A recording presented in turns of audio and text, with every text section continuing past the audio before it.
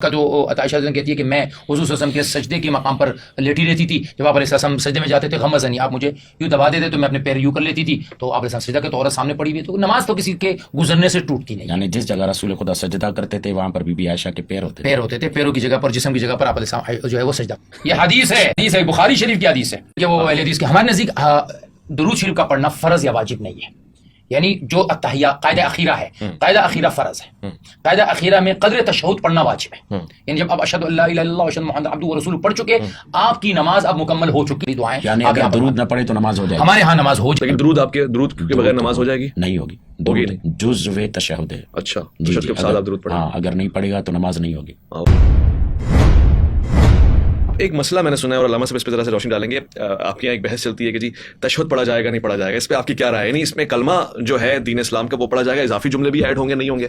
علامہ صاحب ذرا بیان فرما دیں. دیکھیں ہماری جو فقہ ہے نا، اس میں مجتہدین سے فتوے لیے جاتے ہیں. ٹھیک ہے، اور مجتہدین جو جس کی تقلید کرتا ہے، اگر وہ اسے اجازت دے دیتا ہے کہ ایک اضافی ذکر پڑھ سکتے ہو تو وہ پڑھ سکتا ہے. انگلی کیوں اٹھاتے ہیں ویسے؟ دیکھیں یہ مقام توحید ہے، یہاں توحید کی گواہی دی جا رہی ہے، اشہد اللہ الہ. اب اس میں ہمارے ہاں یہ ہے فقہ حنفی میں کہ الا اللہ پر آپ نیچے کر دیں کیونکہ آپ نے پوری کر دی. لیکن روایات جو آتی ہے وہ دو طرح کی آتی ہے. ایک روایت میں یہ آتا ہے کہ آپ علیہ الصلوۃ والسلام نے انگلی کو ویسے ہی قائم رکھا، اور ایک روایت میں یحرک اصبعہ کہ اپنی انگلی کو آپ یوں حرکت دیتے رہے، یعنی اس گواہی کو آپ نے تحیات کے اخیر تک برقرار رکھا. تو یہ تینوں صورتیں ممکن ہیں کہ انگلی اٹھا کے نیچے بھی کر دی جائے، انگلی اٹھائے یوں ہی رکھے، اور تیسری صورت یہ ہے کہ انگلی کو حرکت دی جائے تاکہ وہ جو توحید کا اقرار ہے اس کو عملاً بھی کیا جا رہا ہے کہ ہاں وہ واحد لا شریک ذات ہے، وہ ایک ذات ہے. صاحب آپ کے یہاں ہے انگلی کا اٹھانا؟ ہم پورے وجود سے توحید کا اقرار کر رہے ہیں، نماز انگلی سے نہیں کر رہے، اس لیے ہمارے لیے پورے وجود سجدہ کر رہے ہیں، رکوع کر رہے ہیں، تعظیم کر رہے ہیں، سب کچھ خدا کے لیے کر رہے ہیں، تو انگلی کے اشارے کی ضرورت نہیں ہے. اچھا، انگلی سے یہ بھی مراد ہے کہ ہم اس ڈائریکشن میں خدا کی طرف اشارہ کر رہے ہیں، اس ڈائریکشن کو اگنور کر رہے ہیں؟ یہ اگر کسی کی دیکھیں حضور صلی اللہ علیہ وسلم سے احادیث میں تو انگلی کا اشارہ ثابت ہے. بہت عمدہ سوال کیا. انگلی کا اشارہ ثابت ہے، ٹھیک ہے، کہ آپ نے انگلی کا اشارہ کیا. اب اس کی جو تشریحات ہے وہ ہمیں احادیث میں نہیں ملتی. ایک آدمی اپنی سمجھ کے مطابق کہتا ہے کہ جی میں اس سے یہ سمجھ رہا ہوں، میں اس کی یہ سمجھ رہا ہوں، تو پھر وہ اس کی لوجک پہ آدمی گھنٹوں تقریر کرے. ہر آدمی کی اپنی لوجک. اللہ کے رسول سے ثابت ہے انگلی کا حرکت دینا، تو پھر آپ ہمارے یہاں ثابت نہیں ہے نا، کسی جگہ آپ نہیں دیکھتے، کسی صحابی سے کہیں بھی نہیں. ہم تو صحابی سے دین نہیں لیتے نا، مگر اس سے لیتے ہیں جس کی تائید رسول خدا سے ملتی ہو یا ائمہ معصومین اماموں سے ملتی ہو. امام اگر تائید کرتا ہے یا امام اگر بیان کرتا ہے تو ہم اس کی پیروی کرتے ہیں، اس کو فالو کرتے ہیں. اس کی وجہ یہ ہے انی تارک فیکم الثقلین کتاب اللہ ہے و عترتی اہل بیتی. ٹھیک ہے. اچھا، گواہی تو ابھی متفق علیہ حدیث ہے. ابن عمر رضی اللہ عنہ فرماتے ہیں کہ قال قال رسول اللہ صلی اللہ علیہ وسلم لہی اشد علی الشیطان من الحدید. یہ جو انگلی کا اشارہ ہے یہ شیطان پر لوہے سے زیادہ سخت. ٹھیک ہے. اب ان کے نزدیک یہاں پر ایک نقطہ پیش ان کے نزدیک یہ ہے ثم قبض بین اصابعہ، آپ علیہ السلام نے اپنے ہاتھوں کو بند کیا، فحلق حلقۃ، پھر آپ نے ایک حلقہ بنایا، ثم رفع اصبعہ، آپ نے یہ دونوں انگلیوں کا حلقہ، یہ دونوں انگلیوں کا بنے گا. دیکھیں یہ تین انگلیاں دو انگلیاں بند ہوں گی، یہ دو انگلیوں کا حلقہ بنے گا، یہ انگلی ہوگی.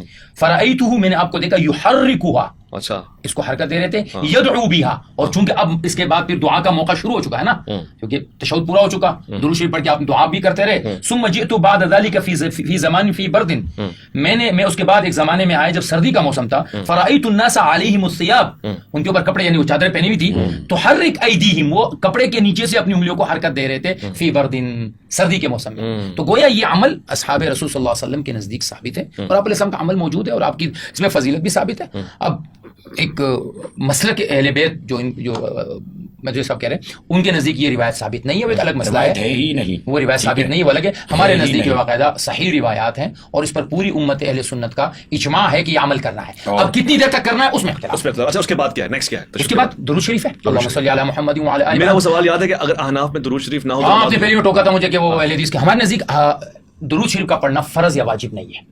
یعنی جو التحیہ قاعدہ اخیرہ ہے، قاعدہ اخیرہ فرض ہے، قاعدہ اخیرہ میں قدر تشہد پڑھنا واجب ہے. یعنی جب آپ اشہد اللہ الہ الا اللہ واشہد محمد عبدہ ورسولہ پڑھ چکے، آپ کی نماز اب مکمل ہو چکی ہے فرضیت اور واجبات کے طور پہ. اب سنت یہ ہے کہ آپ درود شریف پڑھیں، اور درود کے بعد پھر آپ جو ہے وہ درود ابراہیمی پڑھیں، اور درود ابراہیمی پڑھنے کے بعد پھر آپ دعا مانگے، جتنی دعائیں آپ کو آتی ہے وہ ساری دعائیں. یعنی اگر درود نہ پڑھے تو نماز ہو جائے گی. ہمارے ہاں نماز ہو جائے گی، لیکن نماز جو ہے وہ نامکمل یوں ہوگی کہ آپ نے ایک بہت ہی اہم سنت کو جو کہ درود شریف کی شکل میں تھا وہ آپ نے اس کو میں نقصان کر دیا. لیکن اگر ایک آدمی نے سلام پھیر دیا، نماز اس کی فرائض اور واجبات کے حد تک وہ درست ہو جائے گی. اوکے جی. تو کہنے کا مقصد یہ ان صلاتی و نسکی و محیای و مماتی للہ رب العالمین، انسان کا پورا وجود، قربانی، نماز، یہ سب خدا کے لیے، اپنے عمل کے ذریعے وہ خدا کی گواہی دیتا ہے. اسی لیے اشہدو کہتے، اقول نہیں کہتے. یہ گواہی انسان کے افعال سے ہوتی ہے، نہ کہ اقوال سے ہو. تو اس لیے ہمارے یہاں انگلی اٹھانا جو ہے وہ نہ روایت ہے نہ یہ فعل ہے. لیکن درود کے بغیر نماز ہو جائے گی؟ نہیں ہوگی. درود جزو تشہد ہے. اچھا، تشہد کے ساتھ آپ درود پڑھیں. ہاں، اگر نہیں پڑھے گا تو نماز نہیں ہوگی. اوکے. اچھا علامہ صاحب، درود کے بعد نماز ختم کہاں پہ ہوگی؟ نماز ختم ہوگی السلام علیکم ایھا النبی ورحمۃ اللہ وبرکاتہ، السلام علینا وعلی عباد اللہ الصالحین، السلام علیکم ورحمۃ اللہ وبرکاتہ. ان کے ہاں روایت موجود ہے، یہ ڈھونڈ لیں گے تو معلوم ہوگا. رسول خدا کی نماز تکبیر سے شروع ہوتی تھی، تکبیر پہ ختم ہوتی تھی. تو ہم آخر میں 3 مرتبہ اللہ اکبر اللہ اکبر اچھا اللہ اکبر کہتے ہیں. ایسے رفع الیدین. جی آپ ابھی تک دائیں بائیں نہیں دیکھتے؟ دائیں بائیں نہیں دیکھتے. اچھا مصعب، پھر یہ یہاں سے وہ سوال ہوگا. ایک نقطہ ہے نا، الصلاۃ معراج المومن. جب رسول خدا معراج پہ گئے تھے تو انہیں منع کیا گیا تھا دائیں بائیں نہ دیکھیں، تو ہم لوگ بھی دائیں بائیں نہیں دیکھتے. پھر تمہارے مہدوی صاحب کہیں گے کہ یہ منگڑ کی بات کہہ رہے ہیں. الصلاۃ معراج المومن کا جو یہ جملہ ہے بحیثیت حدیث یہ ثابت نہیں ہے. یہ حدیث کوئی نہیں ہے ہمارے یہاں نزدیک. جہاں تک بات ہے، حدیث مشہور ہے جو کہ تمام ہمارے صحاح کی کتابوں میں ہے کہ تحریمھا تکبیر و تحلیلھا التسلیم، کہ نماز کی تحریمہ جو ہے وہ تکبیر سے شروع ہوگی، یہ نماز کی ابتدا ہوگی اللہ اکبر سے. ہمارے نزدیک 13 چیزیں جو ہے وہ فرائض نماز ہیں. 13 چیزیں جو کہ 7 قبل ہے اور 6 جو ہے وہ نماز کے اندر ہے. تکبیر تحریمہ ہے، وہ تحلیلھا التسلیم، اور نماز کا جو اختتام ہوگا وہ سلام سے ہوگا. السلام علیکم ورحمۃ اللہ وبرکاتہ، السلام علیکم ورحمۃ اللہ وبرکاتہ. یہ پڑھ لیا. اب ابن عباس رضی اللہ عنہ فرماتے تھے کہ ہم حضور کی نماز کے اختتام کو جانتے تھے تکبیر سے. اب اس کی علماء نے یہ توجیہ کی ہے کہ چونکہ ابن عباس رضی اللہ عنہ بچوں میں ہوتے تھے، چھوٹی عمر کے تھے، آپ کے زمانے میں صغار صحابہ میں سے ہیں، حسن، حسین، ابن عباس، ابن زبیر، یہ سارے صحابہ صغار صحابہ ہیں. چھوٹی عمر میں جب حضور کا انتقال ہوا ہے تو یہ 10 سال یا اس طرح کے قریب تھے. تو چونکہ یہ مردوں کے صفوں کے بعد تھے، تو جب صحابہ زور سے پڑھتے تھے نا اللہ اکبر اللہ اکبر اللہ اکبر، تو پتہ چل جاتا کہ نماز کیا ہو گئی، ختم ہو گئی. لیکن نماز کا اختتام ہمارے نزدیک وہ ہے السلام علیکم ورحمۃ اللہ وبرکاتہ، السلام علیکم ورحمۃ اللہ وبرکاتہ. یہ جو السلام علیکم کا لفظ ہے یہ احناف کے نزدیک پڑھنا واجب ہے. اوکے. اب یہ پڑھنا جو ہے یہ واجب ہے. اس کے بعد اب تکبیر پڑھیں، استغفار اور پڑھیں. دائیں بائیں دیکھنا بھی واجب. جی نہیں، دائیں بائیں دیکھنا تو شاید واجب نہیں ہوگا. مجھے اب اس وقت اچھی طرح کنفرم نہیں. میں اگر یہ پڑھنا واجب ہے. اب دائیں بائیں دیکھنے کا رسول حکم سے تکبیر بھی ثابت ہے. تکبیر نماز سلام کے بعد ثابت ہے. جی جی، سلام کے بعد تکبیر. لیکن عام طور سے ہماری ہوتی تو ہوتی کیوں نہیں ہوتی؟ ہمارے السلام علیکم یا نبی، اس کے بعد السلام علیکم السلام علیکم ورحمۃ اللہ، السلام علیکم ورحمۃ اللہ، استغفر اللہ اکبر اللہ اکبر اللہ اکبر. یہ ہے اصل روایت. اچھا، یہ تکبیر پڑھنے یہ کبھی سنا ہے آپ نے؟ میں نے آپ تو پڑھتے ہیں. امام تو پڑھ لیتا ہے لیکن پیچھے کے لوگ نہیں ہاں، پڑھتے. پیچھے کے لوگوں کو تعلیم نہیں ہے اس کی. یہ بات صحیح ہے، یعنی تبلیغ میں اس کی تعلیم کی گئی ہے. اب میں السلام علیکم ورحمۃ اللہ وبرکاتہ نماز تمام. اب مستحب سنت موقدہ ہے کہ اللہ اکبر اللہ. یہ ابن عباس کی روایت ہے، کنا نعرف انقضاء الصلاۃ بالتکبیر، کہ ہم حضور صلی اللہ علیہ وسلم کی نماز کو جان لیتے تھے کہ ختم ہو گئی کس چیز سے، بالتکبیر. بما جاء بفعل النبی انما جاء فی التسبیح سبح للہ صلی اللہ علیہ وسلم. کان صحابہ اذا رفعوا اصواتهم سمعوا، جو صحابہ جب اپنی آواز کو اٹھاتے تھے، سمع من کان حول ابواب المسجد، جو پیچھے ہوتے تھے ان کو پتہ چل جاتا تھا کہ نماز ختم ہو گئی. اچھا، اگر آپ کے یہاں اس کی روایت ہے کہ رسول خدا دائیں بائیں دیکھتے تھے؟ جی بالکل ہے. جی دائیں بائیں والی. اب میں صرف اس میں فرق تھا، مجھے وہ تھا کہ ہمارے نزدیک اس کا حکم کیا میرے ذہن میں نہیں آتا. ہاں. اچھا ویسے اب میں نے یہ نوٹ کیا سافٹ ویئر ہے، آپ جلدی روایتیں ڈھونڈیں. علامہ صاحب، آپ کی یہاں نماز جیسی ختم ہوتی ہے، ایک لطفاً جملہ کیونکہ تحقیق کر رہے ہیں، آپ دائیں بائیں دیکھتے ہیں، آپ لوگ ہاتھ ملاتے ہیں، وہ کیا ہے نماز کے بعد؟ وہ کیا ہے کہ جیسے میں نے کہا صلاۃ معراج المومن، جب مومن معراج سے واپس آتا ہے تو ایک دوسرے کو تبریک پیش کرتا ہے، مبارک پیش کرتا ہے، اور ساتھ میں یہ جملہ کہتا ہے تقبل اللہ، اللہ تمہاری نماز قبول کرے. اوکے. ایک دوسرے کو. اور اس میں ایک راز کی بات اور باقاعدہ کوئی فقہی مسئلہ نہیں ہے، مگر خود بخود اس میں ایک مسئلے کا حل بھی آ جاتا ہے فقہی مسئلے کا. وہ یہ ہے کہ وہ نماز کی حالت سے نکل آتا ہے. جب نماز کی حالت سے نکل آتا ہے اور مثلاً اگر کوئی بعد میں اسے یاد آ جائے کہ میں نے یہ چیز نہیں پڑھی، تو چونکہ نماز کی حالت سے نکل آیا اب اس کے لیے دوسرا حکم ہوگا. اور اگر مثلاً یہ نماز کی حالت میں بیٹھا رہا، پڑھی 3 رکعتیں، پڑھنی 4 تھی، دائیں بائیں بھی نہیں ہوا، یاد آ گیا کہ مجھے تو چوتھی بھی پڑھنی تھی، اور کوئی ایسا کام بھی نہیں کیا جو مبتلا نماز میں ہو، کھڑا ہو جائے گا، پھر چوتھی رکعت پڑھے گا. اور اگر وہ نماز کی حالت سے نکل آیا ہے تو پھر دوبارہ نماز پڑھے گا. اچھا جی, اس میں یہ فائدہ ہو جاتا ہے اس کو. ٹھیک ہے. نماز میں کوئی غلطی ہو جائے تو سجدہ سہو کی گنجائش ہوتی ہے؟ جی بالکل ہوتی ہے. جیسے 2 جگہوں پر, ایک وہ ہے کہ جہاں پر میں نے کوئی اضافی چیز کر دی, مثلا دوسری رکعت میں تشہد پڑھنا ہے اور نماز ہے مغرب کی یا عشاء کی یا ظہر کی یا عصر کی, اور میں نے سلام کہہ دیا السلام علیکم ایھا نبی ورحمۃ اللہ وبرکاتہ, تو اب یہ وہ مقام ہے جہاں پر سجدہ سہو کرنا چاہیے, یا نماز مکمل کرنے کے بعد سجدہ سہو کو انجام دینا چاہیے. جی, دائیں بائیں گھومنا جو ہے وہ ہمارے نزدیک سنت ہے, ٹھیک ہے, لیکن سلام کا پڑھنا جو ہے یہ واجبات میں سے ہے. اور اچھا, دائیں بائیں کی اینگل کیا ہو, تھوڑا سا وہ تو اب یہ کہتے ہیں کہ بھائی اتنا آپ یوں گھومیں کہ آپ جو ہے نا السلام علیکم ورحمۃ قبلے سے پھر اللہ, جائیں, آپ کا چہرہ جو ہے نا وہ جو آپ کے صف میں یا آپ کا کندھا جو ہے نا اس میں کہتے ہیں بھائی یہ بھی نیت کر لے کہ ایک روایت آتی ہے نا کہ آپ جتنے انسان ہیں, جتنے جنات ہیں, جتنے فرشتے ہیں, ان سب کو سلام کی کر لیں, پھر یوں آ جائیں اور اس طرف مڑ جائے. اب اس میں یہ بھی کہا جاتا ہے کہ جب امام کے ساتھ آپ نماز پڑھ رہے ہیں تو امام نے جب پہلی سلام پھیر لیا, پہلا سلام پھیرا, تو اب مقتدی اور امام کے بیچ کی جو بانڈنگ تھی وہ ختم ہو گئی. یعنی اگر امام کہتے السلام علیکم سلام کا جواب کون دے گا, اب السلام علیکم ورحمۃ اللہ پڑھ لیا, تو اب پیچھے جو مقتدی جن کے بھی نمازیں باقی ہے وہ کھڑے ہو سکتے ہیں اپنی بقیہ, کیونکہ اب ان کی جو آپس میں وہ ترتیب ہے وہ ختم ہو گئی. السلام علیکم ورحمۃ اللہ وبرکاتہ, السلام علیکم ورحمۃ اللہ, السلام علیکم ورحمۃ اللہ, بس یہ کر کے. علامہ صاحب نے ایک اچھی لطیف بات کر دی, سلام کا جواب تو واجب ہے. اب ادھر سے آپ مجھے سلام کر رہے ہیں تو میں آپ کو وعلیکم السلام بولوں یا دائیں والے کو سلام؟ دیکھیں بہت ساری چیزیں ایسی ہوتی ہیں جن کا حکم ہوتا ہے توقیفی. توقیفی کا مطلب یہ ہوتا ہے جیسے اوپر سے ثابت ہے ویسے آپ نے کرنی ہے, کوئی اس کا وہ نہیں, اس میں کوئی ایسا نہیں ہوتا نا کہ نیچے آپ نے نہیں بتایا یہ رسول سے ثابت ہے یا صحابہ کرتے تھے دائیں بائیں دیکھنا؟ نہیں, اس وسلم سے ثابت ہے, یمیناً شمالاً آپ صلی اللہ علیہ وسلم جو ہے وہ کرتے تھے. بلکہ آپ ایک صحابی کہتے ہیں کہ میں آپ علیہ الصلوۃ والسلام کی گال کی جو یعنی آپ کی سرخی ہوتی تھی, میں آپ کے جو ہے نا وہ محسوس کرتا تھا. اچھا, سجدہ سہو کا کیا حکم ہے؟ سجدہ سہو ہمارے نزدیک بالکل ہے, اور سجدہ سہو تمام ائمہ یعنی اہل سنت والجماعت کے نزدیک ہے, بس اس کے طریقہ کار میں اختلاف ہے کہ قبل السلام ہے یا بعد السلام ہے. امام شافعی رحمہ اللہ کے نزدیک قبل السلام ہے, اچھا, امام ابو حنیفہ رحمہ اللہ کے نزدیک بعد السلام ہے. امام مالک رحمہ اللہ کہتے ہیں کہ الدال بالدال والقاف بالقاف, القاف بالقاف والدال بالدال. قاف کا مطلب ہے کہ اگر کمی ہو گئی ہے آپ سے تو قبل السلام ہے, اور اگر زیادتی ہو گئی تو بعد السلام ہے. تو الدال بالدال والقاف بالقاف, تو یہ ہمارے ہاں مسالک موجود ہیں. لیکن سجدہ سہو ہے اور اس کا طریقہ کار ہے کہ آپ تحیات پڑھ کے تشہد تک آ جائیے اور ایک طرف سلام پھیر کے اور آپ 2 سجدے کیجیے, پھر بیٹھ جائیے. پھر اس میں 2 اقوال ہے کہ دوبارہ سے تحیات شروع کر دیجیے. ایک قول یہ کہ نہیں جو پڑھ لیا آپ کا جو ہے وہ آپ نے عمل. لیکن یہ واجبات کے چھوٹنے پر ہے, اور واجبات کے بھی چھوٹنے پر اس وقت کہ جب آپ نے جان بوجھ کے نہیں چھوڑا, آپ بھول گئے تو آپ یہ کریں گے. کسی نے جان بوجھ کر سورۃ فاتحہ چھوڑی یا کسی نے جان بوجھ کر سورت چھوڑی تو پھر اس کے اوپر سجدہ سہو نہیں ہوگا, اس کی نماز فاسد ہو گئی. اچھا, نماز فاسد ہو گئی, اب دوبارہ سے نماز. ٹھیک ہو گیا. ایک اور شرعی مسئلہ ہے, دونوں سے میں اس کا جواب لے لوں. دوران نماز اگر اس کو یہ احساس ہوا کہ اس نے وضو ہی نہیں کیا, اب وہ نماز مکمل کرے گا, وضو کرے گا, کیا کرے گا؟ نماز ہوئی نہیں نا, کہ لا صلاۃ الا بالوضوء. شک میں تو نہیں, دیکھیے شک 2 باتیں کی اس میں. اچھا وہ آپ نے یاد دلا دیا, ایک حدیث کی میں وضاحت کر لوں. بہت سارے لوگ آج کل اس کو بہت پھیلا رہے ہیں, اور کہ بھائی اگر آپ کا وضو ٹوٹا ہے اور آپ نے ہوا یا بدبو محسوس نہیں کی تو آپ کا وضو نہیں ٹوٹا. آپ کو پتا چل گیا کچھ نکلا ہے لیکن بدبو نہیں ہے اور آواز نہیں ہے تو آپ کو وضو نہیں ٹوٹا, ایسا نہیں ہے. یہ حدیث ہے, نبی کریم صلی اللہ علیہ وسلم نے فرمایا کہ اذا شک احدکم, تم میں سے کسی کو یہ شک ہو نماز میں کہ حل خرج من بطنی شیء ام لا, کہ پیٹ میں سے کچھ نکلا ہے یا نہیں نکلا, تو اپنی نماز نہ توڑے یا جب تک آواز نہ آئے یا جب تک بدبو محسوس نہ کرے. ٹھیک ہے, تو شک کی شریعت میں کوئی گنجائش نہیں ہے. آپ جب نماز کے لیے کھڑے ہوئے ہیں, آپ نے تکبیر پڑھی ہے, اس کا مطلب ہے کہ آپ کا وضو تھا. بغیر وضو مسلمان وضو نماز نہیں پڑھے گا.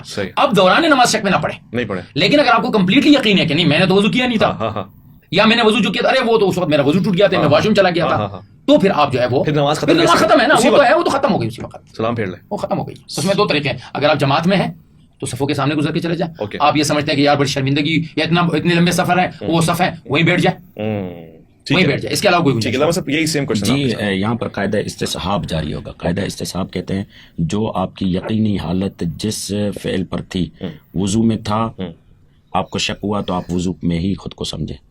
وضو میں نہیں تھا, اس پہ یقین تھا تو اپنے آپ کو وضو نہ کرنے میں ہی سمجھیں. پھر نماز تمام کرنے کا کیا مطلب ہے؟ سلام علام کچھ نہیں, پیچھے پلٹے اور وضو کرے نماز پڑھے. یہی سمجھ میں آیا. جی یہی ہے. ہاں یہی ہے, آگے کچھ بھی نہیں کرے. جی کچھ بھی نہیں, کچھ کرنا ہی نہیں, اس کی نماز ہوگی نہیں. ویسے ایک بات کامن ہے دونوں میں, یعنی شک کی گنجائش نہیں ہے دین میں. اگر آپ نے یہ سوچ لیا 51% بھی آپ کو ہے کہ آپ نے وضو کیا تو آپ نے وضو کیا ہے, ایسا ہی ہے نا, یعنی شک میں نہ پڑے. کتنی اچھی بات میں سمجھ میں آئی. نماز میں قبلہ سامنے سے گزر جانا, میں نے دیکھا ہے کہ آپ نماز پڑھ رہے ہوتے ہیں اور آپ کے سامنے سے کوئی گزر جائے تو آپ کو مشکل نہیں ہوتی, اس کی وجہ کیا ہے؟ ہماری نماز اتنی کمزور نہیں ہے نا جلدی ٹوٹ جائے کسی کے گزرنے سے. یہ وہ لیلا اور مجنو والا معاملہ دیکھا ہے نا, مجنو نماز, مولوی صاحب نماز پڑھے تھے, گزر گئے, ارے تم نے میری نماز توڑ دی. تو مجنو تو کہتا ہے میں تو لیلا کے عشق میں ہوتا ہے, مجھے کچھ پتہ ہی نہیں چلتا کون آگے سے گزرا کون نہیں گزرا. تمہاری اتنی کمزور نماز ہے تو ہماری اتنی کمزور نماز, کوئی بھی سامنے سے گزر جائے, کوئی بھی گزر جائے, ہم خدا کی بارگاہ میں حاضر ہوتے ہیں. مطلب ہمارے یعنی آپ ذرا اس اینگل سے دیکھیں کہ نماز کے آگے سے گزر جانا کیا نماز کو باطل کر دیتا ہے, زائل کر دیتا ہے, کیا ہو جاتا ہے؟ لیکن نماز کسی کے گزرنے سے ٹوٹتی نہیں ہے, نہیں ٹوٹتی چاہے وہ کوئی بھی ہو. بعض روایات میں آتا تھا لیکن اس کو بھی پھر صحابہ خود کہتے ہیں کہ بھائی, حضرت ابن عباس کہتے ہیں کہ میں مینا میں آیا, وکنت علی حمار اتان, میں ایک گدی پہ سوار تھا, فمرت بین صفے, میں صف کے سامنے سے گزرا اور مجھ پر ولا ينکر علی احد, کسی نے بھی انکار نہیں کیا کہ آپ نے گدی کو ہمارے سامنے سے گزارا ہے. تو یہ کہنا کہ گدی سے, عورت سے, کسی چیز سے نہیں. تو عورت کا جو عائشہ کہتی ہے کہ میں حضور صلی اللہ علیہ وسلم کے سجدے کے مقام پر لیٹی رہتی تھی, جب آپ علیہ السلام سجدے میں جاتے تھے غمزنی, آپ مجھے یوں دبا دیتے تو میں اپنے پیر یوں کر لیتی تھی, تو آپ ایسا سجدہ کہ تو عورت سامنے پڑی ہوئی. تو نماز تو کسی کے گزرنے سے ٹوٹتی نہیں. یعنی جس جگہ رسول خدا سجدہ کرتے تھے وہاں پر بی بی عائشہ کے پیر ہوتے تھے, پیروں کی جگہ پر, جسم کی جگہ پر آپ علیہ السلام جو ہے وہ سجدہ فرماتے ہیں. یعنی یہ پھر ہمارے احناف میں کیا ہے کہ سامنے سے کوئی گزر جائے تو ایک فاصلہ رکھا جاتا ہے, ایک ہائٹ رکھی جاتی ہے. اب اس کی وجہ کیا ہے؟ حضور صلی اللہ علیہ وسلم نے فرمایا اذا صلی احدکم الی شیء من یسترہ من الناس, اگر کوئی تم میں سے نماز پڑھ رہا ہو اور اس نے اپنا سترہ بیان کیا ہو, فاراد احد ان یجتاز بین یدیہ, کوئی آدمی وہاں سے گزرنے کی کوشش کرے تمہارے اس سترے کے بیچ میں, فلیدفعہ, اس کو روکو. اچھا سترہ رکھا ہو تو روکو اس کو, اس آدمی کو روکو نماز کے دوران میں ایسے اس کو روکو. ولیدع ما استطاع, جتنا کر سکتے ہو اس کو روکو. فإن ابا, میں تو گزر کے رہوں گا, فلیقاتل, اس کو لڑو, فإنہ شیطان, یہ شیطان ہے. یہ حدیث ہے, سامنے سے نہیں گزرنے کا, یہ شیطان, یہ حدیث ہے, بخاری شریف کی حدیث ہے. فدفعوا ابو سعید اشد من الاولى, ایک آدمی کو ابو سعید نے پیچھے کیا, وہ اسے پھر یہ حدیث سنا دی کہ حضور صلی اللہ علیہ وسلم نے فرمایا کہ یہ شیطان ہے جو گزر رہا ہے. جب نماز ٹوٹتی بھی نہیں تو پھر اتنی شدت کیوں اور کہنا کہ اللہ کے نبی, بخاری شریف کی حدیث ہے, مسلم شریف کی حدیث ہے. اب ہم اس کو اپنی طرف سے تو بیان نہیں کر رہے ہیں, پھر تو یہ نہیں گزر سکتے, نماز ٹوٹ جانی چاہیے. لیکن وہ تو حدیث ہے نا, حضور صلی اللہ علیہ وسلم نے فرمایا کہ اگر تم لوگوں کو پتہ چلے اس گناہ کا کہ جو تم نمازی کے سامنے تو تم 40 سال تک کھڑے رہو. اب 40 کا لفظ ہے, 40 سال ہے, 40 دن ہے. اصل بات دیکھیں کیا ہے کہ اللہ اور بندے کے بیچ میں یہ ایک ایسا مقام ہے کہ یہ مقام احترام ہے. جو پڑھنے والا ہے اس کو بھی یہ بات کہی گئی ہے کہ اس وقت تمہارا دھیان کسی اور طرف نہ ہو. اسی طرح سے لوگوں کو کہا گیا کہ اس شخص کا احترام کرو, اس وقت ایک بہت بڑے عظیم شہنشاہ کے سامنے کھڑا ہے, تم ایسی حرکت مت کرو کہ اس کے سامنے سے گزر کر اس کی توجہ کو خراب کر دو. ہاں اب کیا ہے کہ آپ کسی بڑی مسجد میں نماز پڑھ رہے ہیں, بڑی مسجد کو فقہاء نے مختلف تشریحات کی, جو آسان تشریح وہ یہ ہے کہ ایسی مسجد ہے جس میں 25 صف ہیں, یہ بڑی مسجد ہے, تو اس میں ایک صف چھوڑ کے اگر آپ گزرنا چاہیں تو آپ گزر سکتے ہیں, اس لیے کہ بڑی مسجدیں لوگوں کا آنا جانا ہوگا, لوگ پریشان ہو جائیں گے اگر ایک آدمی کے لیے کھڑے رہیں گے. گزر سکتے ہیں, ایک صف چھوڑ کے وہاں گزرا جا سکتا ہے مجبوری کے عالم میں. اختیار کے عالم میں تو بہتر یہ ہے کہ انتظار کیا جائے, یا کوئی جیسے آج کل الحمدللہ ہماری مسجدوں میں بڑی سمجھداری کی چیزیں آ گئی, کس طرح کے سترے بنا دیے گئے ہیں کہ وہ لا کے جو ہے وہ سامنے رکھ دیتے ہیں کہ بھائی آپ اس کے سامنے سے گزر جائیں. وہ سترے تو اتنے بڑے نہیں ہوتے نا, سامنے ہمارے ہاں تو بس ایک ساتھ لکڑی بھی رکھ دیتے ہیں, وہ ایک ساتھ کافی ہے. وہ کیا رکاوٹ ڈالے, وہ ایک حدیث میں ہے نا کہ وہ خط, تو کہ اگر وہ بھی نہیں ہے تو بھائی ایک لکیر کھینچ لو, کم از کم اتنا تو ہے کہ اللہ میں نے اپنے اور آپ کے بیچ میں کسی کو لانے کی جو ہے وہ میں نہیں لا رہا ہوں. تو یہ ساری چیزیں کہ میں نے کچھ بہرحال اس سے نماز باطل نہیں نہیں, نماز کا کوئی فرق نہیں پڑتا کسی کا. یعنی مجھے اب دوبارہ سے قصد نہیں ہے, لیکن میں خصوصاً یہ کہتا ہوں حرمین, یا جیسے اب آپ کربلا گئے تھے, یا ایسے مقامات جہاں پر شدید رش ہے, ہمارے اجتماعات ہوتے ہیں, یا کوئی ایسے موقع پر اپنے آپ کو نا بالکل اس معاملے میں ڈیٹ بنانا چاہیے. اچھا کوئی گزر رہا ہے اس کو گزرنے دو, کیونکہ آپ کو نہیں پتا وہ کس کنڈیشن سے یہاں پہنچا ہوا ہے. تو حدیث میں نا کہ جھگڑا کرو اس سے, آپ محض کرو کہ وہ بات اپنی جگہ پر ہے کہ ایک ایسے جگہ ہے کہ جہاں اس کو گزرنے کے دوسرے اوقات ہے. اب بعض اوقات کیا ہوتا ہے حرمین کر رہے ہیں نا, روایت میں تو ہے ہی نہیں ایسا کوئی جملہ. یہی تو بات ہے, فقہ جب آپ بہت ساری فقہ پہ کر رہے ہیں, حدیثیں موجود ہیں, آپ اس کا انکار کر رہے ہیں. میں کر رہا تھا تو آپ تو کہتا ہوں تشریحات تو ہر جگہ موجود ہے, ایکسیپشن تو ہر جگہ موجود ہے, ہر جگہ استثنائیات موجود ہیں, ہر مسلک میں موجود ہے. حرمین میں کیا ہوتا ہے کہ بعض اوقات ایسے راستے کو بند کر دیتے ہیں کہ آپ کا کوئی صفوں کے بیچ میں گزرے بغیر آپ کا چارہ نہیں ہوتا.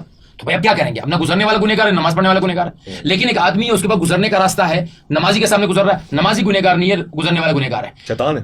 اگر ایک آدمی راستے میں کھڑا ہو کے نماز پڑھ رہا ہے, اس کے پاس جگہ تھی, تو اب گزرنے والا گنہگار نہیں ہے, وہ نماز پڑھنے والا گنہگار ہے. کیوں پڑھ رہا ہے یہاں پہ نماز, کیونکہ نماز پڑھنے کی جگہ, اور منع کیا گیا راستے میں نماز. بالکل طریق پہ راستے میں نماز پڑھنے والا, راستے میں پیشاب وغیرہ کرنے والا, راستوں کو خراب کرنے والے پر اللہ کے نبی کی لعنت ہے. تو یہ چیزیں ہیں, اس کو تو دیکھنا پڑتا ہے, اسی کا نام فقہ ہے. ٹھیک ہے, آخری کوشچن ہے, مثلا نماز کی حالت میں کوئی ایسا مضر صحت جانور آ گیا, سانپ بچھو وغیرہ, تو نماز توڑ دوں گا, بھاگ جاؤں گا, کیا کروں گا؟ بہت چھوٹی مقدار کی بھی اگر آپ کو نقصان ہو رہا ہے, یعنی مثلا جیسے آج کل ہمارے یہاں جوتا 1000-1200 روپے کا جوتا ہے, آپ کو یقین ہو گیا کہ جوتا جا رہا ہے, توڑ دیں نماز, بھاگیں. اچھا جی, جوتا بچانے کی نماز چھوڑ دیں. اس لیے جوتا تو میں نے 1000-1200 بھی زیادہ کہہ دیا, تھوڑا معمولی نقصان بھی انسان کا ہو رہا ہے, نماز کوئی مشکل نہیں ہے. سانپ بچھو کو مارنے کا تو حکم ہے نماز کے دوران, بلکہ اس میں تو بعض اوقات علماء کہتے ہیں کہ سانپ بچھو کے پیچھے بھاگتے بھاگتے تو بہت ساری حرکت بھی ہو جاتی ہے, پھر بھی اس کو اوپر کہا گیا کہ نماز نہیں ٹوٹے گی. کیوں؟ یہ حدیث سے ثابت ہے. کہ اگر سانپ آ جائے بچھو آ جائے وہ قتل کر کے نماز پڑھ لو اپنی, وہیں سے کنٹینیو کر لو. واہ واہ. علامہ صاحب آپ اس کو کیسا دیکھتے ہیں, نماز کے دوران اگر کوئی ایسی چیز آ گئی تو میں کیا کروں؟